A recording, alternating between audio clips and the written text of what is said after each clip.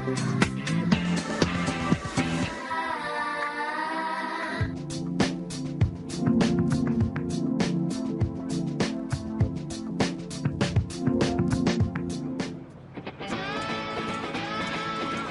Long Island Scale Model Society is hosting its annual regional scale model competition at the American Air Power Museum in Farmingdale. And model enthusiasts of all kinds are out to share their creations, trade secrets, and possibly take home one of the top prizes. We host a regional show once a year, which brings a lot of modelers in for a heavy competition. We build plastic models. They don't fly. They don't do much of anything but sit there. But we go into detail, historical accuracy, painting, gluing seams, and we try to make the model look real as you can get. So a lot of artistry comes into it in the building. And that artistry was displayed in more than 40 different categories, ranging from aircraft to armored vehicles and even science fiction. And one of the models that was drawing some attention from both visitors and contestants alike was Al Bubness's PT boat. PT boats were originally called motor torpedo boats. They were designed for the Navy during World War II as small wooden craft that were used to attack larger ships. And all the navies used them more or less, but that one happens to be an American boat used in the Pacific. Pretty much the same type as President Kennedy was on, except that's a later version. The kit itself came from a company that's based out of Italy. It's a plastic kit. I added a lot of extra detail to it. It took me about almost 2 years between all the stuff on it to get it done. I've been building them since I was a kid. I got started 40 years ago, and I don't know exactly why, but I've always been interested in history, and certain things appeal to me, and it's nice having a miniature bit of it to look at. And it's the satisfaction of doing something with your hands and having somebody say, yeah, you did a nice job on that.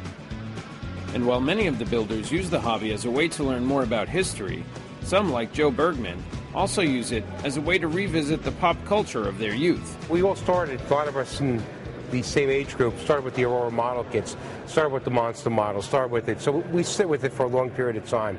I went to military for a while, went to planes, and I keep on coming back to the horror and sci-fi. I've got a Frankenstein build-up. I've got a Sinbad and Golden Girl build-up and a scratch-built Mystic Seer kit from the Twilight Zone.